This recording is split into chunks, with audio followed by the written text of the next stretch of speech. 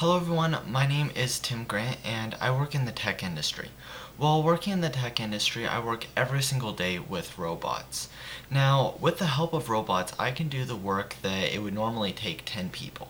So for example, I will start work by going to the AWOC machine.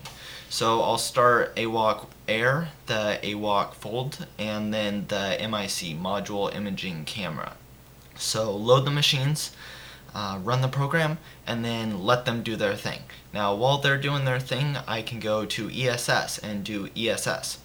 Now, then I can go to a different process. I can't really say the name because my company does work for another company, and that's the name of that process. So I can just say, I'll do that process, right? Then I can go do other things. So it can end up where I'm one person and I'm doing the job of 10 people. Now, while I'm working, I like to think a lot, and of course I think a lot about automation while at this job. Now, I was thinking, what jobs will automation replace? What skills will be valuable in the future? What jobs won't be replaced? What will be in demand? And obviously, whenever anyone thinks about automation, the first thing that they think about is that low-skilled jobs will be replaced. So for example, it's very easy for a robot to precisely locate where the module is, then to locate where the fixture is.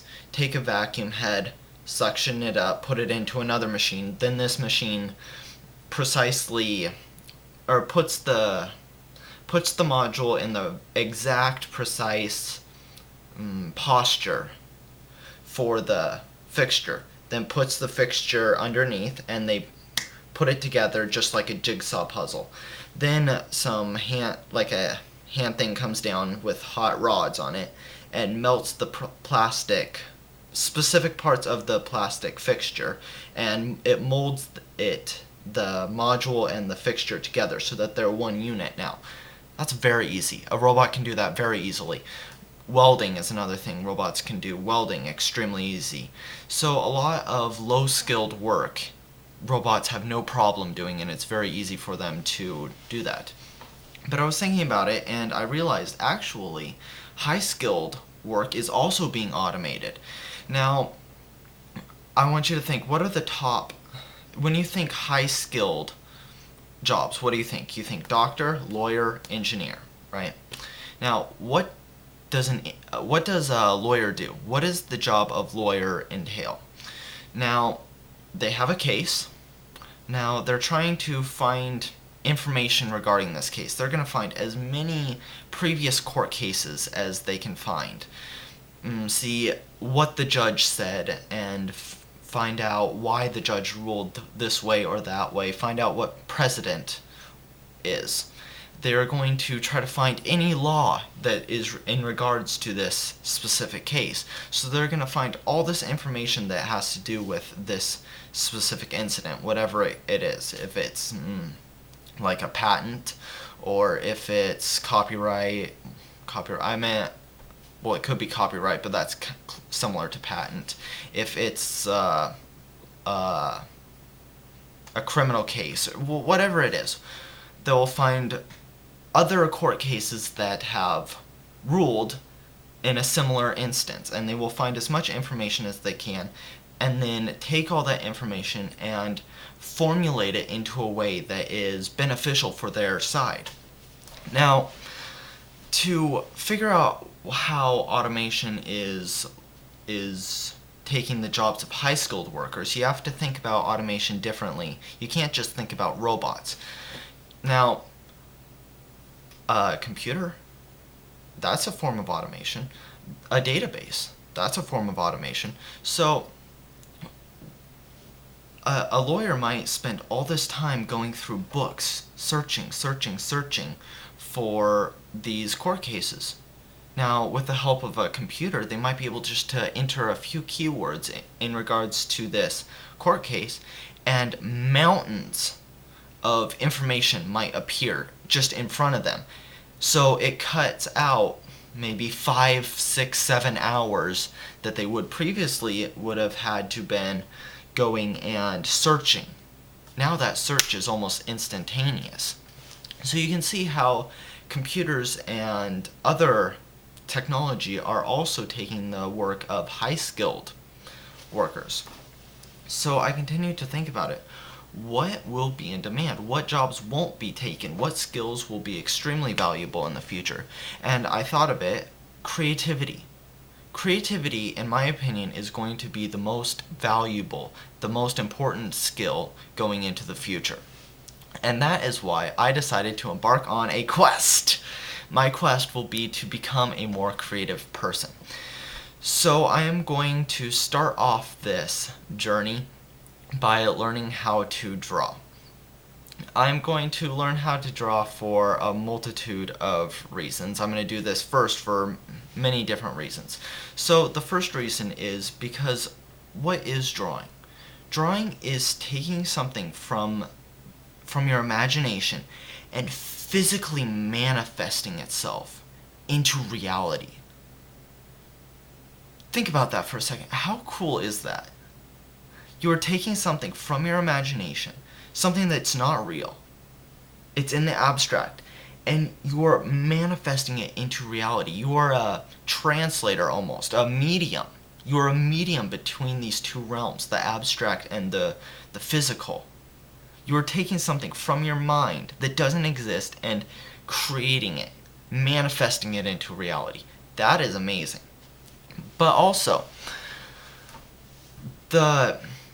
in order to draw, when I learn how to draw, it will force me to have a better, more clear, a crystal clear understanding of what is in my imagination. It will force me to practice really understanding what is in my imagination, because I can't have this blurry, fuzzy, general idea of what is in my imagination. No, I have to have a crystal clear, exact understanding, real image in my imagination of what I want to manifest. So by learning how to draw, it will force me to not only become a better translator from my imagination into reality, it will help me to take my ideas that I have in my head and manifest them into reality, but it will also force me to practice really understanding what is in my imagination. It will force me to improve my skills where I will be able to process what my idea is better. So I won't have this just general idea of whatever it is. Perhaps it's a political idea that I have. I will be able to process more information because I am a better drawer. Now, other side benefits, you could say, of drawing are the actual skill of being a good drawer. And this could come into use in many different ways. So you can, if you're a good drawer, I'm thinking my grandpa. So my grandpa is a carpenter, and before he builds anything, he draws a sketch of what it's going to look like. It's going to be this high, and so he'll draw everything. And so obviously, if you are a better drawer, the better your sketches will be, the more intricate and accurate your sketches are, the better your actual product will be. Another benefit of the skill would be, for example, perhaps I'm going to draw a portrait of my girlfriend, put a smile on her face. I mean, that's amazing in itself. So there's many reasons why I want to do drawing and why I'm going to start with drawing. But I'm also going to do a whole bunch of other skills in relation to creativity. Because if I learn how to draw, that's great, right? But it's only that specific skill. If I do other skills, then it's not just learning a skill, it's connecting my brain differently. I will be able to make better connections in my head. I will be able to see the world differently, which is really what it's about. Because why why would creativity be valuable? Okay, for example, if I'm in the business setting, if I'm I will be able to think up more creative, better, and more innovative business plans.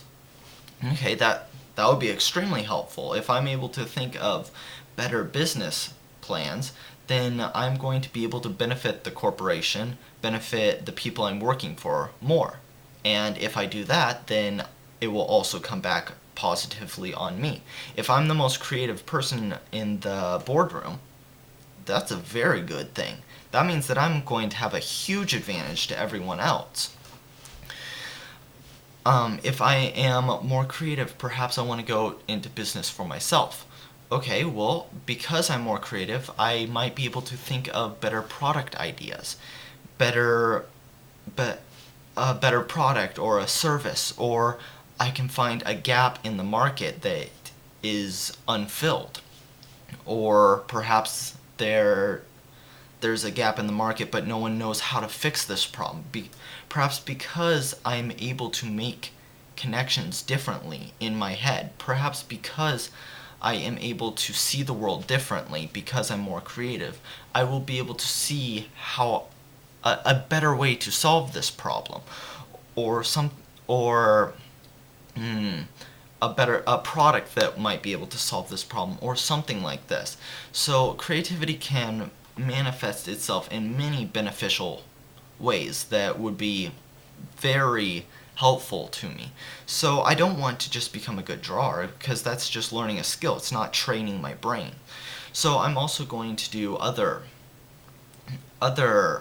skills as well, and those skills together with the drawing will get the overarching goal that I'm looking for. So I'm going to be doing other things, like I want to learn how to perhaps do music. By the way, I can't really do music as of right now. I can't draw either. I'm a terrible drawer. I am going to learn, perhaps I'm going to do C#. Now, C# is a computer language. It's a programming language.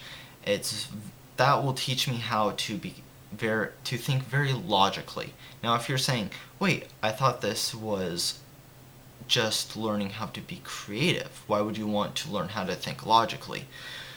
Well, any way that you can train your brain to process information is going to be beneficial. What learning C# will do for my brain is I will be able to take in information and process it better. That's extremely helpful, and that will help train my brain to process information a lot more effectively and efficiently. So I might do photography, I might do a whole host of other skills that will, in tandem with each other, will help my overarching goal of becoming a more creative person. So, as I said before, I'm just starting. I am a terrible drawer. I am absolutely horrible. My drawings look awful. And I'm not just going to rush into it and just practice as much as I can, because if I did that, I would fail. I've already tried that. It didn't work. I have a plan in my head that I already know how I'm going to go about becoming a better drawer. I will talk about that in my next video. I'm going to do a video right after this, just laying out my entire plan of how I am going to achieve my goal of becoming a better artist.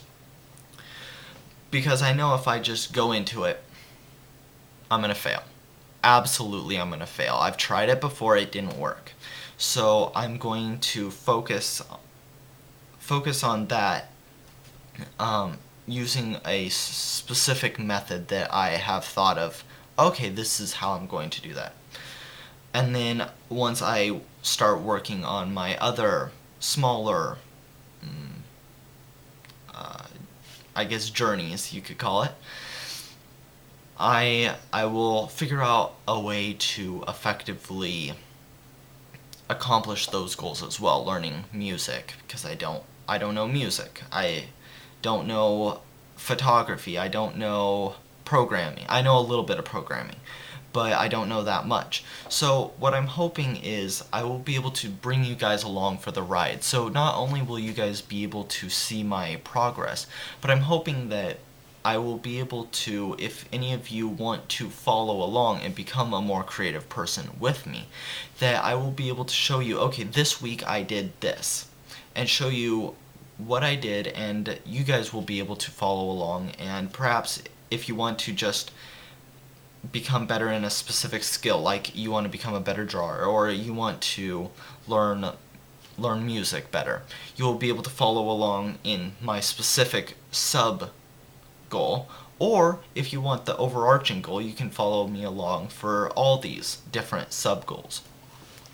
So I'm really hoping that I will be able to bring you guys along for the ride and help you guys this way as well. So if you are interested in that, please, please, please hit the subscribe button. I will be producing a lot more videos in the future, and I hope you guys enjoyed this video. Hopefully I was able to just explain my ideas of automation, the importance of creativity, and why I'm embarking on this goal. It's not just because of the financial aspect. Of course, I am extremely worried about my job. I mean, everyone should be worried about their future and how they are going to become productive members of society. This is something that's been weighing on my conscience a lot lately, is how am I going to benefit this world, right? How am I going to just do my part, kind of? And so I've been thinking about that, but also it will bring enjoyment to my own life. I think if I'm more creative, I'm also going to be able to see the world differently. I'm going to have a different perspective. It's going to enhance my life in so many ways that I can't even imagine right now. So I'm very excited to start this journey, and I hope that I will be able to be the guide for others that want to do this journey along with me. So anyways, yeah, I will be doing drawing, music, perhaps C. Also, I want to perhaps do writing, to become a better orator, be able to take my ideas and express them using language.